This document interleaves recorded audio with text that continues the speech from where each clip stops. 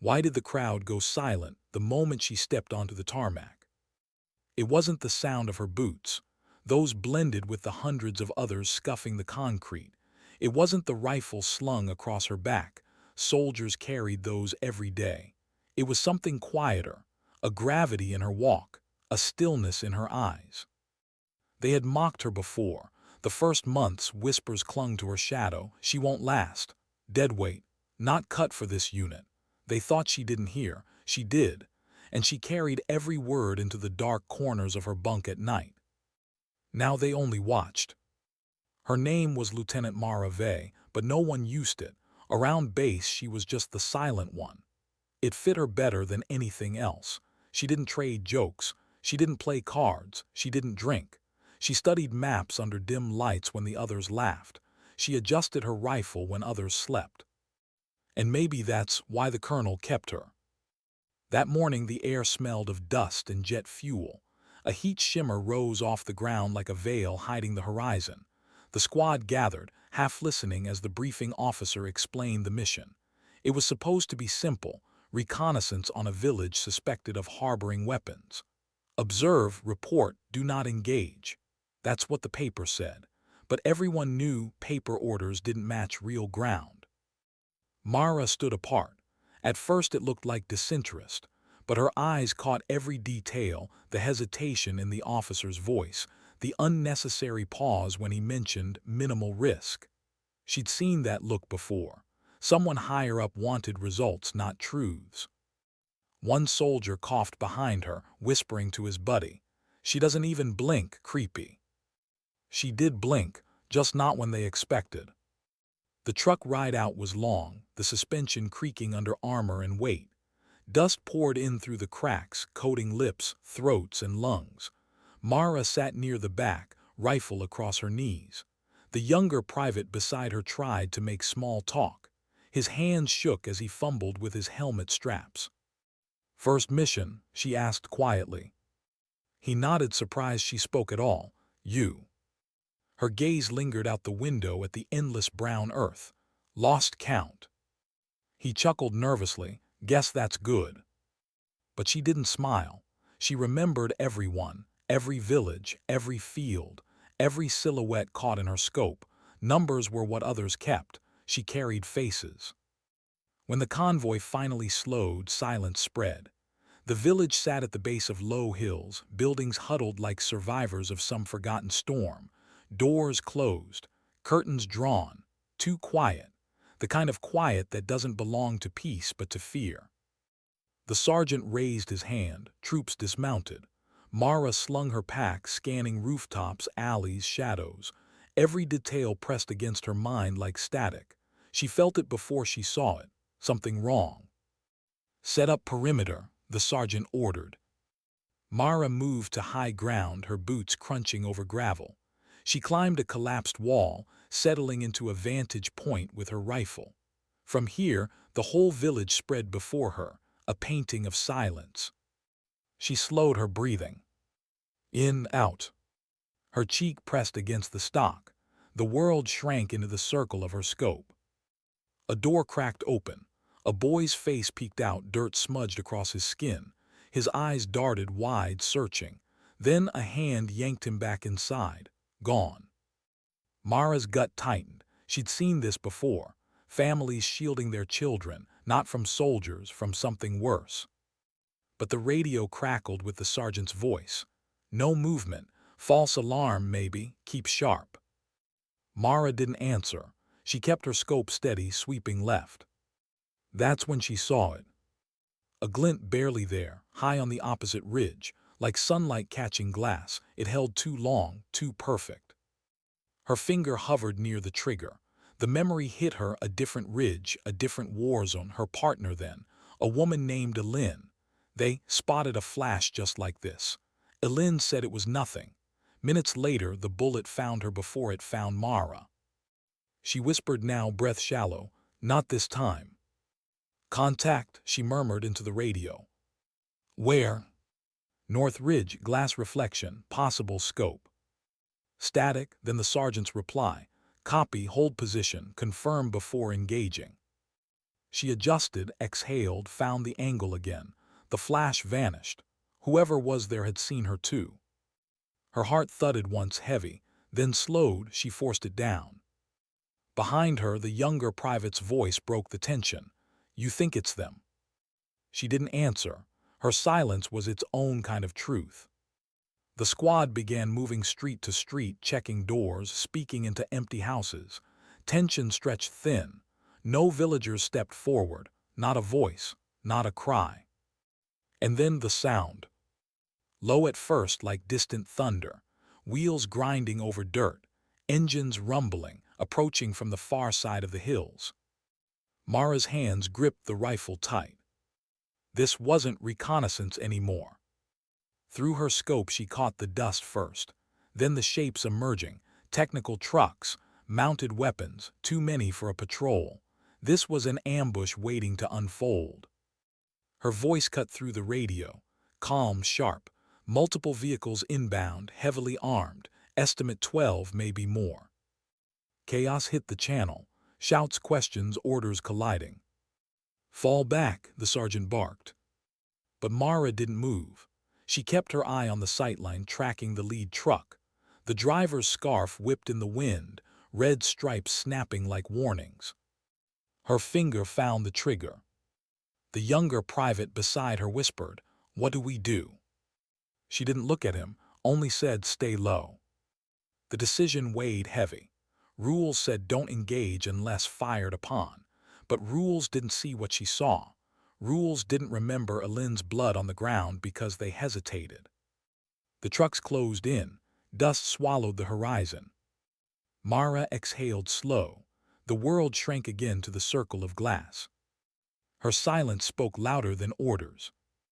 And when her rifle cracked, the village finally woke. The crack of her rifle split the silence like glass. For a fraction of a second, time froze. Even the air seemed to hesitate. Then chaos erupted. Shouts from the village, screams through the radio, engines roaring louder as the convoy realized they'd been spotted. Her shot had found its mark.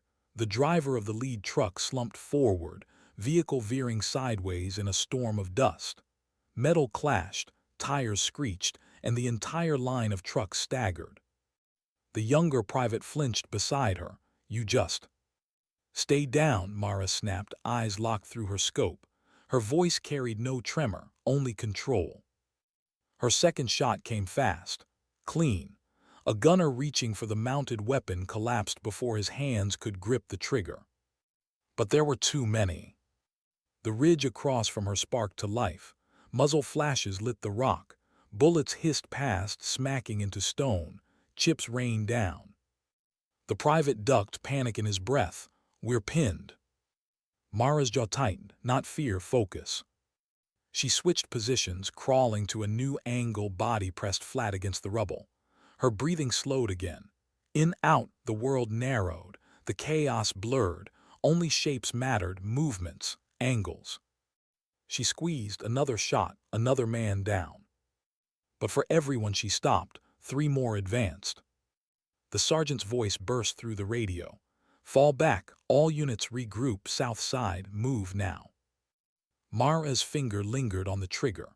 Then she pulled away, sliding down the slope, grabbing the private's collar to drag him with her. He stumbled, wide-eyed, nearly tripping on loose stone. I thought we were just observing." Her reply was sharp. "Observing doesn't save lives." The squad converged in the narrow street between mud-brick houses. Soldiers pressed against walls, rifles up, scanning rooftops. Fear leaked into their movements, quick glances, shaky grips. They hadn't expected this. None of them had. The sergeant's face was a mask of fury and sweat. "We're cut off. Convoys pushing from the north, ridge snipers pinning us from the east, south roads blocked." "Options?" one soldier demanded. The sergeant cursed under his breath. Then his eyes flicked to Mara, not for orders, for answers. She was silent, but her silence carried weight. She scanned the alleys, the rooftops, the distance, the memory. There was always a way, always. "Back tunnels," she finally said.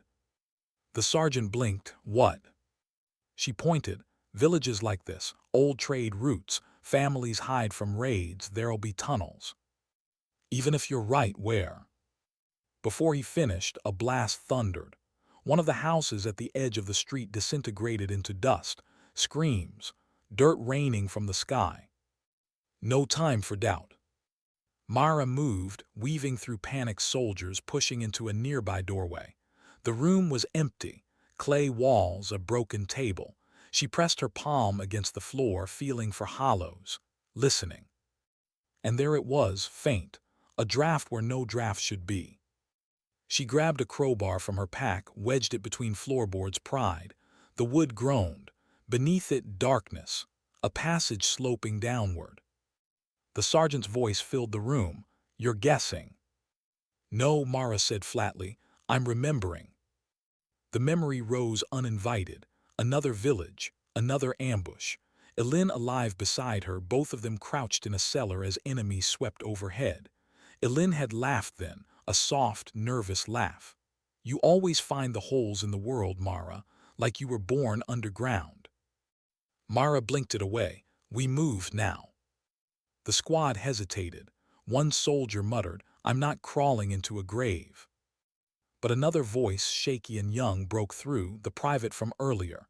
"She's right, we'll die out here." That cracked the resistance. One by one they slipped into the tunnel.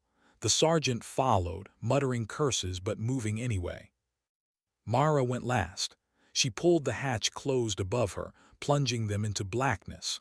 Only the faint beams of their helmet lights cut through the dark. The air was thick, damp. The walls smelled of earth and mold. Every step echoed. Every breath carried weight. Someone whispered, "Feels like we're walking into hell." Mara didn't answer. She kept moving, rifle tight in her hands, every sense stretched thin. The tunnel curved, sloped downward, then up again. Minutes passed, heavy and slow. Above, muffled blasts rattled dirt loose, sprinkling dust over their heads. Finally, faint light seeped through cracks ahead, an exit. But as they neared, Mara froze. A sound too sharp, not echoes of their boots, a metallic click. Her hand shot out, halting the squad. "Trap," she whispered. The sergeant squinted. "What kind?" She crouched low, running her fingers over the earth near the opening. Wire glinted faintly in the beam of her light. Her stomach turned cold. Pressure plate, crude but deadly. Whoever had set this expected them to run. The private's voice cracked. "We're stuck." Mara's pulse slowed again. Not stuck, tested. She pulled a knife from her vest, hands steady, movements precise. She had done this before too many times. Elin had once teased her about her calm. "You disarm bombs like you're cutting bread." But Elin wasn't here now, and bread never bled if you cut wrong. Mara traced the wire, slid her blade beneath, eased tension slow as breath. The world narrowed to a line of metal, fragile as thought. For a heartbeat she almost heard Elin's voice again. "Don't shake, don't doubt, just cut." Snip. The wire went slack, the trap died. Mara exhaled, clear. The sergeant pushed forward, face unreadable. But the brief flicker in his eyes said it all, respect, reluctant but real. The squad crawled out into daylight. They emerged on the far side of the village, hidden by rocks and scrub. The convoy thundered into the town behind them, unaware their prey had slipped away. The soldiers collapsed into the dust, gasping, coughing, trembling. One muttered, "We should have been dead." The sergeant looked at Mara. "We would be." She said nothing, just scanned the horizon. Her silence carried its own authority. But inside, where no one could see, a crack widened. The memory of Elin, the feeling of her hand slipping away in that other ambush, the guilt she carried like a stone strapped to her chest. She had saved them today, but it never felt like saving. It felt like delaying, borrowing time from a clock that always ran out. The private sat near her, helmet off, sweat streaking his face. His eyes lingered on her rifle. "How do you stay so calm?" Mara glanced at him, expression unreadable. Then she looked away. Inside, she wanted to answer. She wanted to say, because if I let myself feel it, I'd break, and I can't afford to break. But she didn't. She let silence answer for her. The sergeant finally spoke. We radio command. Tell them what we saw, but no way we're going back through that village. No, Mara said, her first word in minutes. Her voice was low, certain. We move east, higher ground, safer signal. The sergeant studied her again, and for the first time he didn't argue. As the squad gathered themselves, preparing to move, Mara adjusted her rifle and rose. The dust clung to her boots, the sun hammered her shoulders, but her eyes stayed steady. Behind her the village echoed with gunfire, screams, the sound of people trapped in someone else's war. She didn't turn back. Not because she didn't care, but because if she did, she'd never move forward again. The squad followed her lead. None said it aloud, but they all felt it now, the silent gravity around her, the authority that didn't come from rank or orders. It came from survival, from scars, from carrying the weight no one else dared carry. And as they marched east, dust rising in their wake, the younger private whispered under his breath, not mockery this time, but awe. She doesn't need to shout. No one disagreed. Why did she always choose the hardest path? The soldiers grumbled under their breath, boots dragging as they climbed the rocky incline. Heat pressed down like a fist. Dust stung their throats. Higher ground meant safety for the signal, but it also meant exposure. Every step left them visible against the barren earth. The sergeant's voice rasped low. We're out here like targets on a wall. Mara didn't answer. Her gaze stayed forward, fixed on the ridge ahead. She knew he was right, but safety didn't exist anymore, only choices between dangers. She had learned long ago that survival meant moving toward the risk that hurt least. The private stumbled beside her, sweat soaking his collar. He caught himself on a rock, gasping. How much further? Mara slowed, crouching briefly to steady him. Her hand pressed lightly to his shoulder, steady, not soft. Far enough that the enemy can't choke our words. The others heard it too, short, measured, but enough to spark movement again. By the time they reached the ridge, the sun had begun to dip, smearing the sky in shades of copper and violet. The village behind them looked small now, swallowed by dust and smoke. The sergeant set up the comms pack, antenna crackling as it rose. Static hissed into the air. Command, this is Falcon Unit, do you copy? His voice carried urgency, almost desperation. We've engaged hostile convoy near civilian settlement. Heavy presence. Situation compromised. Requesting. The radio cut him off with bursts of static. Nothing. He adjusted frequencies, sweat dripping into his eyes. Command, acknowledge. Still nothing. Mara's eyes narrowed. Too much interference, either natural or not. She crouched, scanning the horizon through her scope. The ridgelines blurred in twilight, shadows deepening. And then she saw it, a tower, far off, metal glinting faintly against the dying light. Not civilian, not local, a jammer. They're blocking us, she said quietly. The sergeant looked over, frustrated. So what? We move closer. No, her voice was firm. That's what they want. The squad shifted uneasily. One muttered, then what the hell do we do, just sit here? Silence stretched, then the private spoke. She's thinking, let her think.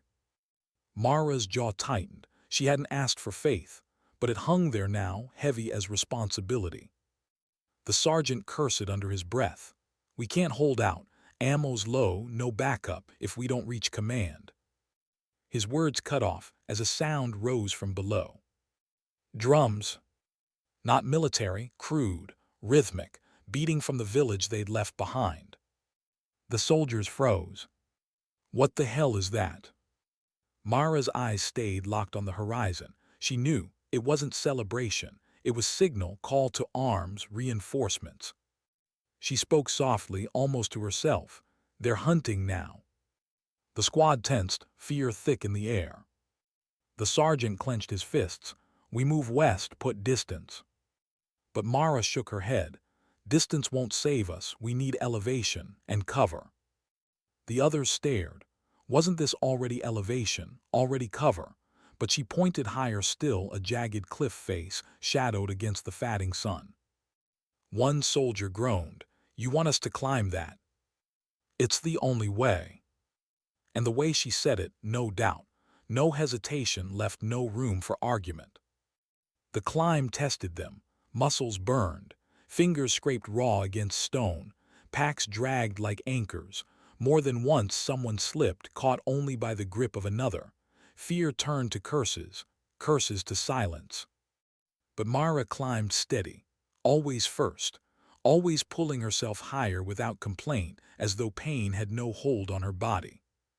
Halfway up, the private whispered hoarsely, "How do you do it? Pretend you're not scared." She glanced back, sweat glistening on her brow, eyes steady. "I don't pretend I am scared." His breath caught. He hadn't expected honesty. She looked forward again. But fear is fuel if you burn it right. By the time they reached the plateau, night had fully claimed the sky. Stars flickered overhead, cold and distant. The wind cut sharper here, howling against the rock. The squad collapsed in exhaustion, but Mara stayed on her knees, scanning the valley with her scope. Below, faint lanterns moved through the village like fireflies. Dozens, maybe hundreds, a sea of lights spreading, hunting. Her chest tightened. She thought of the boy she'd seen earlier, the dirt-smudged face pulled back into shadow. Was he still alive? Did the lanterns belong to his captors or his protectors? She couldn't know, and not knowing carved a wound deeper than any bullet. The sergeant finally broke the silence. "We're outnumbered 10-1, maybe more. We hold here, they'll find us by dawn." He looked at Mara. "What's your call?" It wasn't mockery this time. It was weight. Responsibility handed, whether she wanted it or not. She didn't answer right away. Her hand brushed over the cold steel of her rifle, tracing scratches like old scars. She thought of Elin again, how she'd once teased her for always taking charge without realizing it. "You don't lead with orders, Mara. You lead with silence. People follow because they feel you see further than they do." Mara exhaled. "We don't wait for dawn, we move at night." The sergeant frowned, blind. Not blind, unseen. The squad exchanged uneasy glances, but none challenged her. They moved again, slipping across the plateau under the cover of darkness. Every sound mattered now, the scrape of boots, the clink of metal, the whisper of wind. Shadows became both enemy and ally. At one point, a soldier stumbled on loose rock, sending pebbles tumbling. They froze, breath caught. Below, one of the lanterns paused, swaying, then moved on. The squad exhaled, hearts pounding. Mara didn't flinch, her face was stone, but inside a war raged. She thought of the choice she hadn't voiced, to engage, to fight, to hold. She thought of the faces she carried, the ones she hadn't saved. The weight pressed heavier with every step. But still she led. By midnight, they reached another ridge, narrower, jagged, but offering a clear view eastward.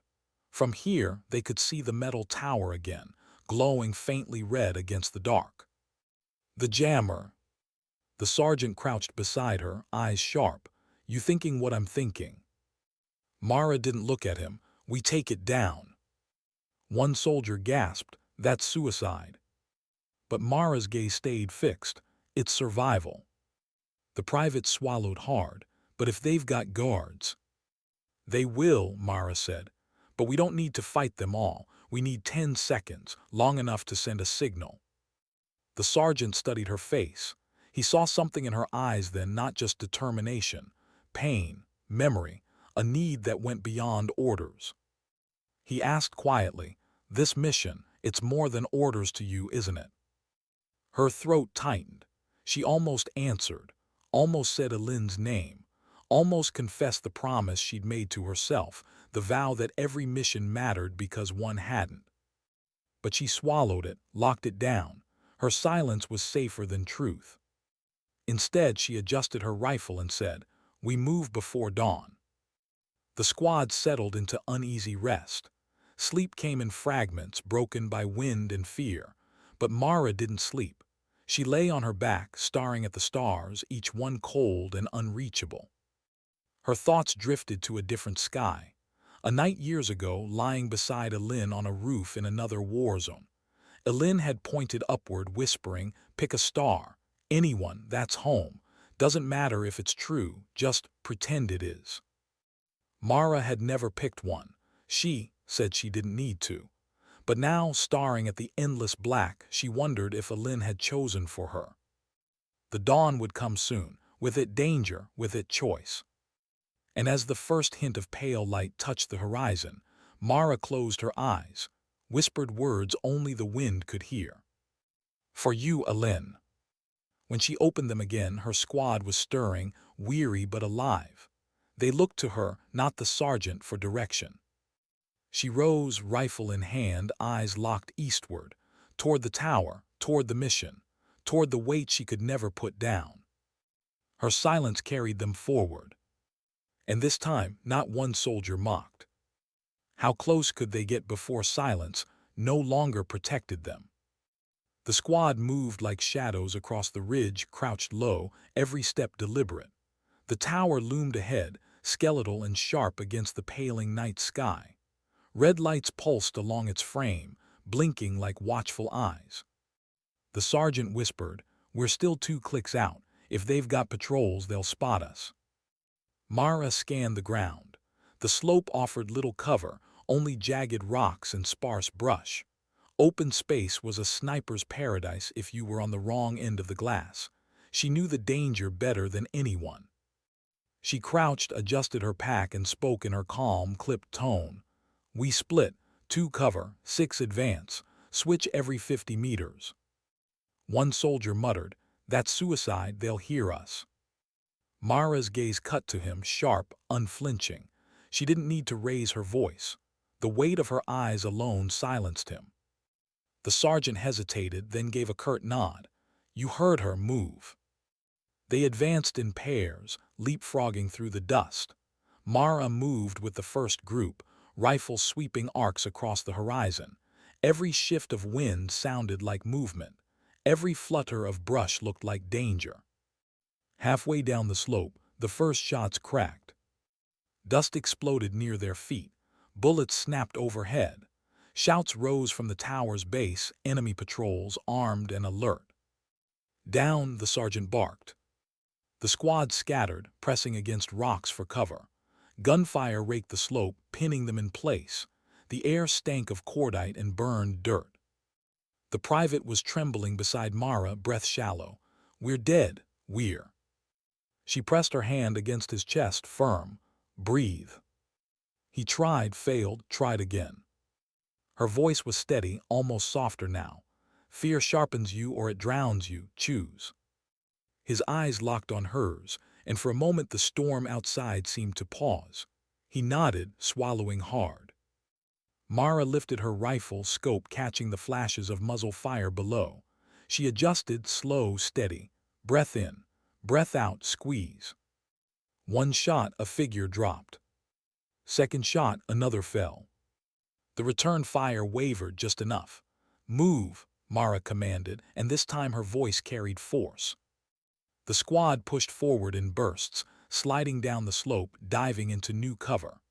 The tower loomed closer, its red light blinking faster, as if aware of their approach. By the time they reached the base, the ground was littered with shell casings. The sergeant panted, sweat streaking his face. "We can't hold long. We need that signal now." Mara's eyes swept the tower's foundation. A steel door reinforced. No obvious weak points. Guards inside, no doubt. Her mind raced. Options spun, collided, then memory again. Elin's voice teasing. "You don't always need force, Mara. Sometimes silence opens doors better than bullets." Mara scanned the perimeter, spotted a maintenance hatch half hidden by brush. Small, cramped, but possible. She gestured, "There." The sergeant frowned. "You sure it's not trapped?" "No." But her tone left no room for argument. They pried the hatch open, metal screeching softly. One by one, the squad slipped inside, descending into the dark belly of the tower. The air was stale, heavy with oil and dust. Pipes lined the walls, dripping condensation. The space was narrow, forcing them to crouch, move single file. Every clank of gear echoed too loud. At the front, Mara led. Her hand brushed the cold steel of the walls, her rifle raised in her other hand, every sense strained. Then voices, faint ahead. She signaled stop. The squad froze. Two guards speaking low, their words foreign but their laughter clear. The sound cut sharp through the silence. Mara crouched lower, heart thudding. She could fire, but the echo would bring more. She scanned the pipes, the shadows, choices. Her fingers brushed the knife on her belt, steel, silent, final. The sergeant leaned in, whispered, "You can't take two." Her jaw tightened, not can't, won't, alone, but with precision, different story. She motioned, pointed to one soldier behind her, then tapped her knife, clear instruction. Together they crept forward, shadows within shadows. The guards' laughter grew clearer. One lit a cigarette, the glow painting his face in orange. Mara moved swift, silent. Her hand clamped over the man's mouth, knife sliding in clean. His body sagged against her, breath rattling once, then gone. At the same moment, the other soldier struck, clumsy, but enough. The second guard crumpled, throat slit. The squad dragged the bodies aside, silence swallowing the space again. The private's eyes were wide, his voice low. How do you do that, without blinking?" Mara wiped her blade on her sleeve, her face unreadable. But inside, she felt the question like a wound. Because she did blink. She always blinked in her head. Every face stayed with her, every silence echoed. But she didn't tell him. Instead, she whispered, "Keep moving." The tunnel led them into the tower's core, a chamber of humming machines, wires snaking like veins. In the center, the jammer pulsed, lights blinking in rhythm, drowning the air with static. The sergeant stared. How the hell do we shut it down? Mara studied the controls. Too complex to guess, too dangerous to trial, but she saw something, an external power feed, thick cable trailing to a generator, simpler target. "Explosives," she said. One soldier cursed, "That'll bring the whole place down on us." She met his gaze, then moved fast.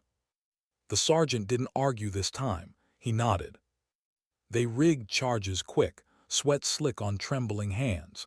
Every tick of the timer was a heartbeat. Then footsteps heavy, approaching. "Guards!" Mara spun, rifle raised. Shadows spilled into the chamber, shouts erupted, gunfire flashed. The squad scattered, diving for cover. Bullets ricocheted off steel, sparks rained. The air thickened with smoke and screams. Mara fired, precise, controlled. Every shot mattered, every breath counted. She cut down 2, 3, but more surged in. The private cried out, grazed in the arm. Mara yanked him down, dragging him behind a console. His blood smeared across her sleeve. "Stay low," she hissed. His eyes were wet, wild. "We're not getting out, are we?" Her grip tightened on his shoulder. She forced her voice steady. "We will, we always will." But inside she wasn't sure. The sergeant's shout broke through the chaos. "Charges set, 30 seconds." Mara's mind raced. 30 seconds, too short, too far. She locked eyes with the sergeant across the chamber. No words, just understanding. He nodded once, then shouted, "Go, everyone out." The squad scrambled toward the hatch, dragging the wounded. Gunfire chased them, screams echoed. Mara stayed, covering, firing, holding the line. The sergeant hesitated at the hatch. "Vey now." But she shook her head, firing again. "Move." The last soldier disappeared through the hatch. Mara backed toward it, step by step, rifle barking, breath steady. 10 seconds. She slid through the hatch, slammed it behind her. 5 seconds. The squad sprinted through the tunnels, feet pounding, lungs burning. 1 second. The explosion tore the world apart. The ground shook. Fire roared through the metal veins. Smoke choked the air, heat blasting them forward. They stumbled, fell, crawled, but they lived. When they finally spilled out into the open air, dawn was breaking. The tower behind them was a skeleton of fire and twisted steel. The jammer was dead. The sergeant collapsed to his knees, gasping, coughing. The others sprawled on the ground, wide-eyed, shaking. The private clutched his wounded arm, staring at Mara. You saved us." Mara stood, rifle slung across her shoulder, face hard but eyes distant. She didn't answer. Because in her silence she felt Elin again, felt her hand slipping away, heard her last breath. And saving them tonight didn't erase losing Elin. It never would. But maybe, just maybe, it honored her. The sergeant rose, staring at Mara with something new in his gaze. Respect, uneasy but real. "You don't shout," he said. "You don't boast, but damn if you don't lead." Mara looked away, toward the horizon. Smoke curled into the pale sky. Her silence said everything. And for the first time the squad understood. Dignity didn't need noise. It needed action. Why didn't the sky feel like victory? The sun rose pale over the mountains, brushing the jagged ridges in tired gold. Smoke still curled from the wreckage of the tower, painting the horizon with black scars. The squad huddled in the shadow of a broken ridge, bandaging wounds, sharing canteens, catching breath. No cheers, no relief, only silence. The sergeant broke it first, wiping blood from his temple. "We got it done. Command better damn well hear us now." A soldier fumbled with the radio, antenna bent but functional. Static hissed, cracked. Then a voice, tinny, faint but clear enough. "Bravo unit, confirm status." The sergeant snatched the handset, shouting into it. "This is Bravo, target destroyed, heavy resistance, casualties sustained, awaiting exfil coordinates." The reply came after a pause, cold, clipped. "Acknowledged, hold position for further instruction." The sergeant's brow furrowed. "That's it, no resupply, no evac." Static swallowed the line. Mara watched his face harden. Something about the tone, too flat, too dismissive. She had heard plenty of command transmissions in her time. Victory usually carried weight. This felt like indifference, or worse. Her hand lingered near the radio. She almost reached for it, but she stopped. Because if she asked the questions burning in her chest, she wasn't sure she wanted the answers. The private, arm still bleeding through his bandage, whispered, "Why aren't they pulling us out?" No one answered. The sergeant finally barked, "We dig in, wait for orders." They started gathering rocks, building crude cover. Dust clung to their sweat. The wind carried the acrid bite of burned electronics from the tower ruins. Mara sat apart, cleaning her rifle with slow precision. Her silence wrapped around her like armor, but her thoughts clawed at her chest. She replayed Elin's face again, the promise she made by the hospital bed. "I'll do what you couldn't, I'll make it count." But count for what, for who? If command didn't care, what did her sacrifice mean? The sergeant dropped beside her, pulling off his gloves. His hands trembled faintly. He tried to hide it, but she noticed. She always noticed. "You knew to hit the generator," he muttered. "How?" Mara shrugged, eyes on the rifle. "Experience." He studied her as if waiting for more. When she offered none, he sighed. "You're not just a pilot, are you?" Her fingers froze on the bolt. For a moment she almost told him about the night raids, about the years in shadows, about Elin. But she didn't. Because words were dangerous, and silence kept her safe. Instead, she said flatly, "We all wear more than one skin." He let it go, but his eyes said he wouldn't forget. Hours dragged. Heat baked the rocks, dust settling in their mouths. The squad shifted uneasily, nerves stretched thin. Every shadow looked like movement, every sound like a threat. The private spoke again, voice small. "I had a brother once. He didn't make it. Thought if I signed up maybe I'd understand why he gave his life, but I don't, not yet. The others stayed quiet, his words hung heavy. Mara looked at him, saw the rawness in his face, the same rawness she once saw in Elin years ago after their first firefight. She wanted to tell him the truth, that sometimes there was no why, only survival, only silence. But instead she said softly, understanding doesn't always come first. Sometimes it comes last. He met her eyes, searching for more. She gave him nothing else. The radio crackled again. The squad froze. Bravo unit, the same cold voice. Proceed east 3 kilometers. Secure secondary objective. Transmission hub. The sergeant snatched the handset. Negative, we're low on ammo, 2 wounded. We need evac. The reply was instant. Orders are not optional. The line cut. The sergeant cursed, slammed the radio down. They're sending us deeper. The squad erupted in protests. We'll never make it. We're spent. This is madness. Mara sat still, staring at the horizon. East, toward another tower, another mission. Her chest tightened, because now she saw it, the pattern. The way command kept pushing, piece by piece, no care for the bleeding squad. They weren't meant to make it out. The sergeant caught her eye. His voice was low, almost accusing. You knew. Her jaw clenched. I suspected. The squad turned on her, faces sharp, voices rising.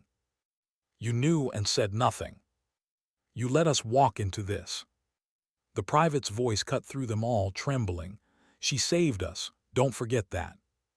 The silence that followed was jagged, brittle. Mara rose slowly, slinging her rifle. She didn't apologize, she didn't explain. Instead, she said, orders don't change the ground. We move or we die here. The sergeant's fists tightened. He looked like he wanted to fight her. Then he sagged, defeated. She's right, pack up. The squad grumbled but obeyed. They moved east, every step heavier than the last. The sun burned high, shadows short. Their canteens ran dry, their ammo belts thin. Dust coated their throats. Mara walked point, eyes scanning the ridges. She moved with the same quiet authority as always, but inside doubt gnawed. What if Elin had been right? What if silence wasn't enough? But still she walked. At dusk they reached the edge of a ravine. Across it, nestled among rocks, stood another tower, smaller but bristling with antennas. The transmission hub. The sergeant raised his binoculars, cursed. Too many guards, will never breach it. The squad slumped, defeated. Mara crouched, studying the ground. The ravine stretched wide, a dry scar in the earth. The wind carried voices from the other side.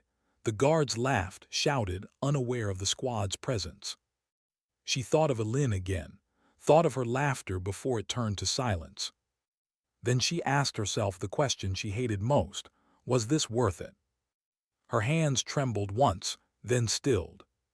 She whispered more to herself than anyone else, silence isn't surrender, it's patience. The sergeant looked at her sharply, what's that mean? She stood, tightening her gear. It means we wait, and when they least expect, we strike. The squad exchanged uncertain glances, but something in her tone, calm, final, anchored them. They dug in at the ravine's edge, cloaked by night. The wind howled low, carrying dust. The stars blinked cold above. And in that darkness, with the hub glowing faint across the ravine, Mara closed her eyes. She remembered Elin's hand slipping away, remembered the weight of her promise. And in the silence, she made a new one. Not just to Elin, to herself, to the squad. If command abandoned them, she wouldn't.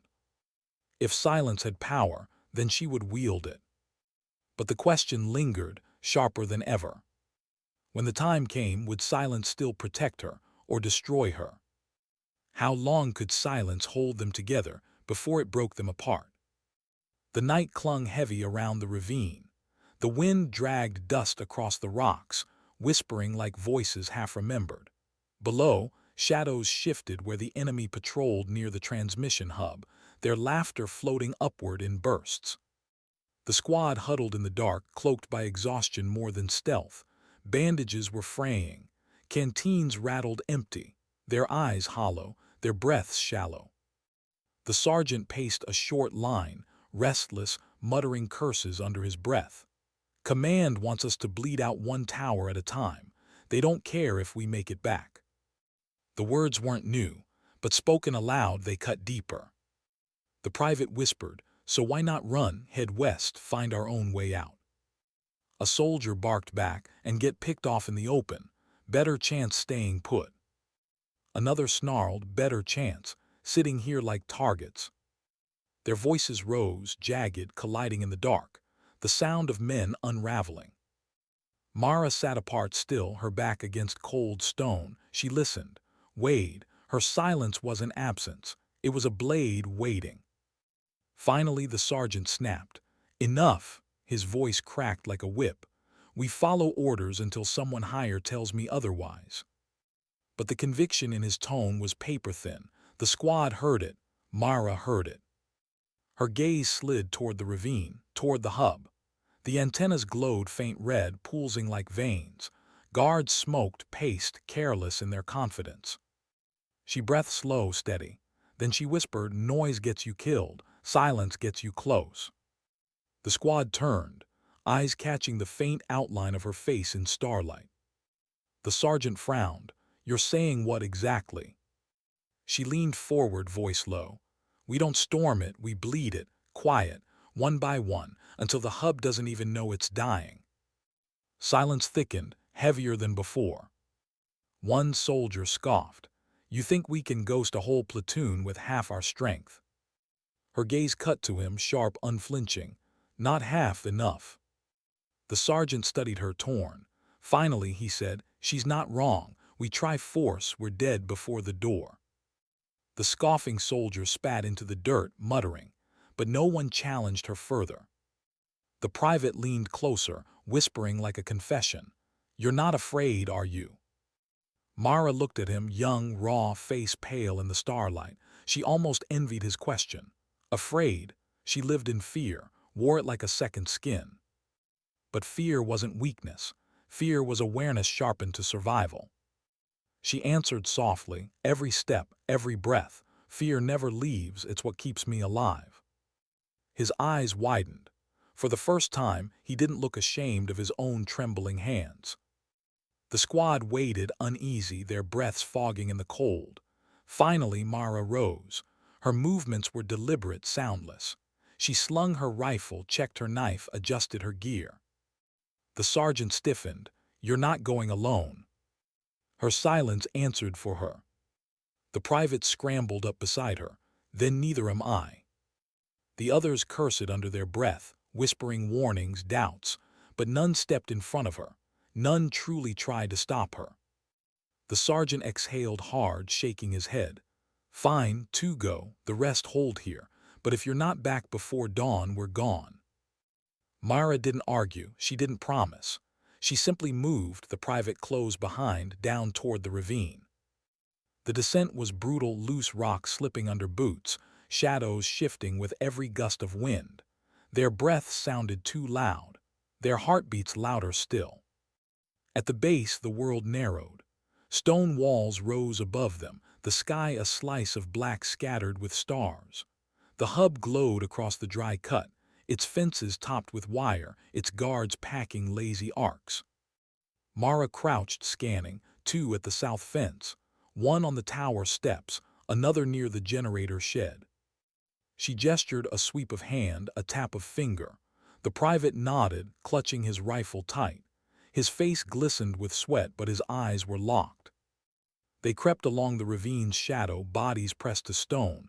Every step was measured, every pause precise. A guard stubbed out his cigarette, yawning, rifle slung loose. He turned his back, bored. Mara's hand slid to her knife. She looked at the private, then back at the guard. Clear signal. The boy's throat bobbed. He hesitated, then nodded. Mara moved first, a silent blur across the dust, her arm wrapped, knife cut clean. The man sagged without sound. She lowered him, slow, steady, to the earth. The private's breath hitched. His hands shook, but he steadied them on his rifle. They dragged the body into shadow, hidden beneath rocks. Silence reclaimed the ground. Mara crouched, scanning again, her pulse steady, but inside Elin's voice stirred. "One more face to carry, Mara. How many until you break?" She forced the memory down, focused, motioned forward. The private whispered, barely audible, "How do you know when to act, when to wait?" Her reply was almost a murmur. "Silence tells you if you listen." They moved again. A second guard neared the fence corner, humming softly, rifle tapping against his thigh. Mara pressed back against the stone, pulling the private with her. She stilled his breath with her palm. They waited, counted heartbeats. The man walked past, oblivious. The private's eyes widened. He whispered, "You didn't strike." "Not yet." She led him deeper along the ravine's shadow. Every guard was a question, every choice a wait, to act or to wait. The night dragged. Slowly, steadily, they chipped away. One guard silenced near the generator shed. Another vanished by the tower steps. By the time the moon leaned west, 3 bodies lay hidden in stone shadows. The hub's pulse slowed, its security fraying thread by thread. But they weren't unseen. A shout rang out, sharp, foreign. A flashlight beam swept the ravine, catching a glint of steel. Mara cursed under her breath. She shoved the private down, pressing him flat against the dirt. Light crawled across the rocks, lingered too long, then moved on. The guard's footsteps thudded closer. Mara's chest tightened, knife or rifle, silence or thunder. The boy's wide eyes locked on her. He was ready to follow or fall. She raised her blade, rose with the shadows, and in one motion the silence broke again. The man fell without a sound. The private panted, chest heaving, but his eyes gleamed with something new. Not relief, not horror, understanding. Mara leaned close, whispered against the dust. "This is silence, not absence, not surrender, it's survival." By the time they crawled back to the ridge before dawn, their faces were streaked with dirt and sweat, their hands raw. The squad was waiting, tense, rifles raised until they saw who it was. The sergeant exhaled hard, relief flashing before anger. "You could have gotten us all killed." Mara ignored him. She glanced east, where the hub still stood, but its patrols were thinner, its rhythm fractured. She dropped to one knee, dirt sliding from her gear. Her voice was flat, certain. "Tomorrow night it falls." The squad stared. The sergeant cursed under his breath, but none argued. Because silence had already started to change them. And in Mara's stillness, they began to believe. But belief carried its own danger. Because if silence could win them this fight, what would it cost her soul to keep carrying it? Why did dawn feel like a warning instead of a promise? The first light bled across the ridge, pale and sharp, painting the rocks in cold fire. The squad crouched in their hide, eyes sunken, movements stiff. The transmission hub still pulsed across the ravine, its antennas stabbing the sky, its patrols thinner now. Their silence had cut holes in the enemy's vigilance. But holes weren't enough. The sergeant crouched over the map, scratched into the dust with a knife. 2 teams, flanked the generator shed, cut the power, then breached the control room. A soldier muttered, "With what ammo? We've got half clips between us." The sergeant slammed his fist against stone. "Then make every shot count." His anger filled the silence until Mara stood, her shadow falling across the crude map. Her voice was calm, but it carried weight. "No gunfight, not if we want to live." The squad turned, wary, waiting. Mara's eyes swept them steady. "We use the silence again, thin them, confuse them. When their rhythm breaks, we strike." The sergeant bristled. "We don't have time for games." Her gaze cut to him, sharp, cold. "Not games, survival." For a long moment, no one moved. Then the private spoke, his voice low but certain. "She's right. We saw it last night. It works." The sergeant's jaw worked, grinding against his own doubt. Finally, he gave a short nod. "Fine, But if it goes wrong, it's on you." Mara didn't answer. She only checked her rifle, her knife, her gear. Her silence spoke enough. By dusk, they were moving again. The wind carried the smell of dust and smoke. Shadows stretched long across the ravine, swallowing the ground in darkness. Mara led the descent, the private close behind. The others spread wide, ghosts in the growing night. Every step was a held breath. Every stone crunch was a threat. The hub glowed faint ahead, red lights pulsing like a heartbeat. Guards smoked, shifted, yawned. Their overconfidence was a weakness Mara intended to carve open. She signaled, 2 fingers, wait. The squad froze. A guard near the fence lit his last cigarette, the glow flaring against his face. Mara's rifle lifted, scope catching the spark. Breath in, breath out, squeeze. The shot whispered through the dark. The man crumpled, cigarette scattering sparks into the dirt. Silence reclaimed the space. The private exhaled, shaking but steady. One by one they thinned the patrols, a knife in the dark, a suppressed crack, a shadow that never rose again. The hub began to stutter, its guards out of rhythm, its patterns unraveling. But silence could not hold forever. A shout rang out. A beam of light swept the ravine, catching movement. Gunfire erupted, wild and furious. The night shattered. The squad hit the dirt, returning fire in short bursts. Muzzle flashes lit their faces, carved in strain and grit. The sergeant roared, "No choice now, breach." They surged forward, sprinting across open ground. Bullets tore the dirt at their feet, sparks exploding from the fence as they cut through wire. Mara was first through, knife in hand, rifle slung. She dropped one guard, then another, her movements efficient, silent even in chaos. The private stumbled after her, firing wild, then steadying as Mara's hand pressed him firm against cover. The generator shed loomed ahead. The sergeant bellowed, "Charges now." But Mara shook her head, too loud, too late.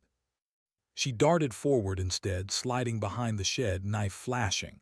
A guard fell without a sound. She pulled a lever, ripped cables free. Sparks screamed. The hub's lights flickered, antennas stuttering. "Power down," she hissed. The squad pushed toward the control room. The door was reinforced steel, locked tight. Bullets chewed the walls around them. The sergeant slammed a charge onto the door. "Cover." The blast tore it open, smoke pouring out. The squad surged inside. The control room hummed with machines, screens glowing faint. A handful of guards turned, startled. The firefight was short, brutal. Then silence fell again, heavy and absolute. The squad stood panting, rifles trembling, bodies slick with sweat and blood. The hub was theirs. The sergeant grabbed the radio, voice harsh.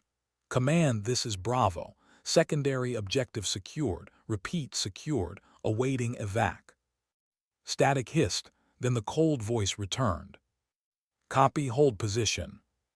The sergeant's eyes narrowed. "That's it. We're hanging by threads here. We need extraction." Another pause, then, "Negative. Transmission must remain under control until relieved. Do not abandon post." The line cut.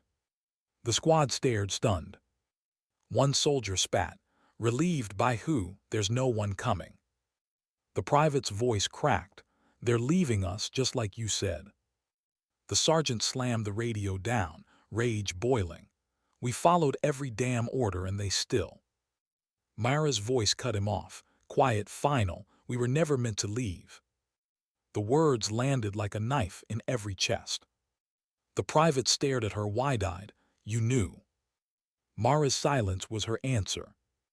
The squad broke, voices clashing, curses flying, fear clawing through the room. Some wanted to flee west. Others demanded to hold. The sergeant tried to shout them down, but his voice cracked. Amid the storm, Mara stood still, her breath slow, her eyes distant. And in her silence, Elin returned, lying broken in the dust, her hands slipping away, the promise Mara had made. "I'll do what you couldn't, I'll make it count." But count for what? For command who had abandoned them, for a mission designed to bleed them dry. No, not for them. For the ones beside her, for the boy who trembled but followed, for the squad who cursed but bled, for dignity itself. She stepped forward, her voice low, steady. No evac, no relief, but that doesn't decide us. We choose, stay here and die for their silence, or move and live for our own. The squad froze, her words cutting through the noise sharper than any shout. The sergeant's eyes burned, torn between pride and fury. Finally he growled, "Then what's your call?" Mara's gaze swept them, each face, each fear, each hope. Her answer came quiet, certain.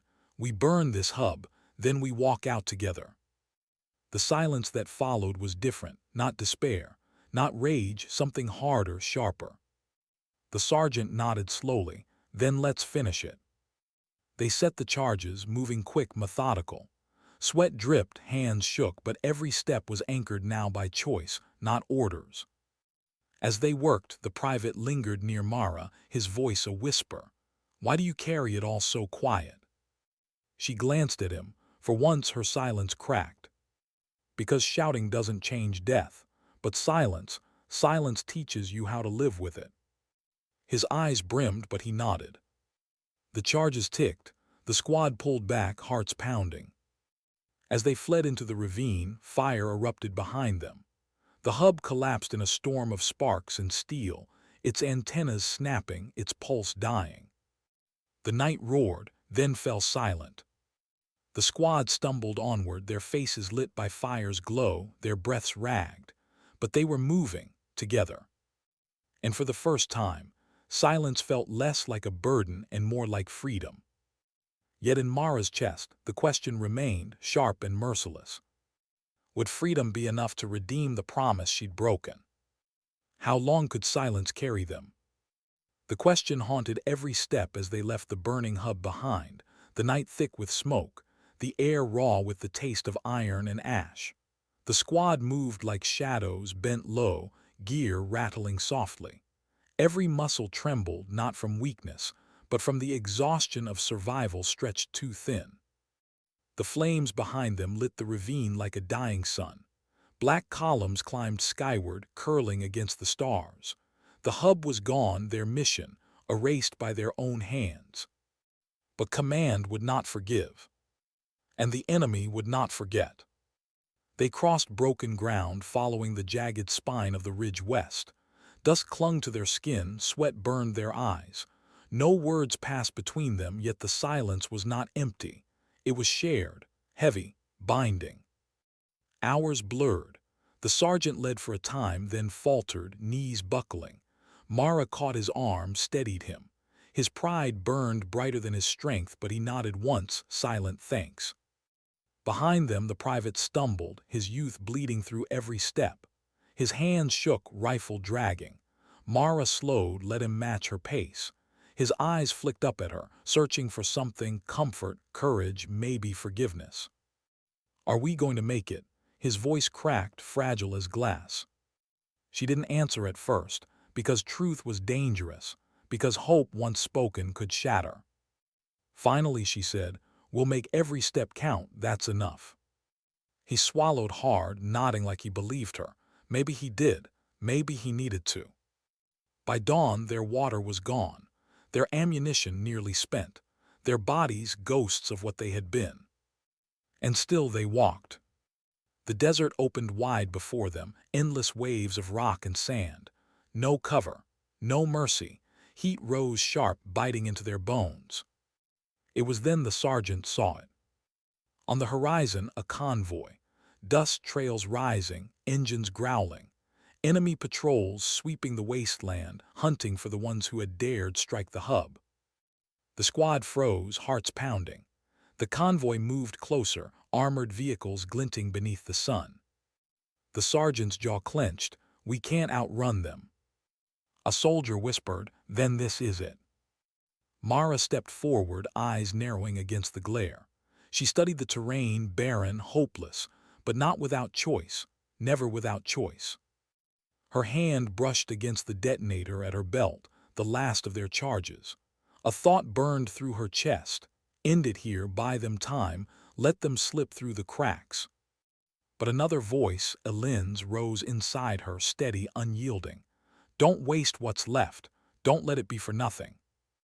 She turned, scanning the squad, the private's wide eyes, the sergeant's broken strength, the others battered but breathing. Not yet. Split, Mara ordered, her voice cut through the air like steel. 2 groups, draw them thin, meet at the gorge. The sergeant's head snapped toward her. That's suicide. Survival, she countered, her gaze held his. You said it yourself, every shot must count, now every step must. The silence that followed was raw. Then slowly the sergeant nodded. The squad broke apart, 3 veering north, 3 south. Mara stayed with the private, their shadows swallowed by rock and dust. The convoy roared closer, engines snarling, voices shouting. Bullets cracked the air, spitting dirt. Mara and the private ducked low, sprinting between jagged outcrops, breath burning, lungs tearing. Why us? The private gasped, fear clawing. Why did you keep me with you? Mara didn't answer at first. She only pressed a hand to his shoulder, pulling him behind cover. Her eyes met his, fierce, unflinching. Because you're not done yet. Gunfire chewed the rock, sparks flying. The private gritted his teeth, lifted his rifle. For the first time his aim was steady. A shot rang out clean, true. An enemy soldier dropped. He blinked, stunned by his own hands. Mara gave the faintest nod, approval without words. They ran again, weaving through stone and sand, until the gorge yawned ahead, deep, shadowed, narrow enough to hide. But the convoy was on them. Vehicles skidding, soldiers dismounting, boots pounding the earth. The squad converged in the gorge, scattered but alive. Faces smeared with dirt, eyes burning with exhaustion. The sergeant's voice rasped, "They'll box us in." Mara's gaze swept the walls, the rocks, the choke point where the gorge narrowed. Her hand found the last charge. Her heart hammered. Elin's memory pressed close, her sister's eyes, fierce even in their final moment. Don't speak, just act. Mara turned to the squad. Her silence carried more than words. They understood. The sergeant's face twisted. You can't. But she was already moving. She sprinted to the choke point, feet pounding, dust rising. Bullets snapped past her, ricocheting off stone. Her hands worked fast, planting the charge, setting the timer. Shouts erupted behind her. The private cried out, "No, don't." But Mara didn't look back. She pressed her palm against the detonator, breath steady, heartbeat calm. The world slowed, the roar of engines fatting, the screams distant. All she heard was silence. And in that silence, Elin's voice. Live for me, die for them, choose with dignity. Mara's lips parted, the faintest whisper escaping. Not a plea, not a cry, just a promise. Then fire. The gorge collapsed, rock thundering down, flames devouring steel and flesh. The earth shook, dust swallowing the sky. When the smoke cleared, the path was sealed, the convoy buried. And Mara gone.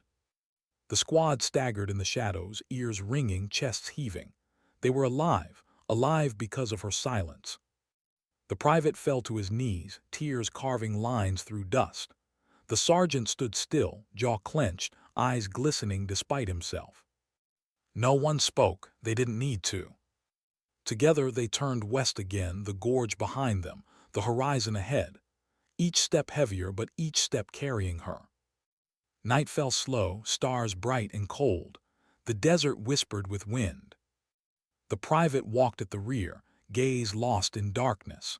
He thought of her words, her silence, the weight she carried so they could live. And he understood. Sometimes dignity doesn't speak. It simply acts. The squad vanished into the night, their shadows blending with the earth, their silence a legacy carried forward. And the desert kept its secret.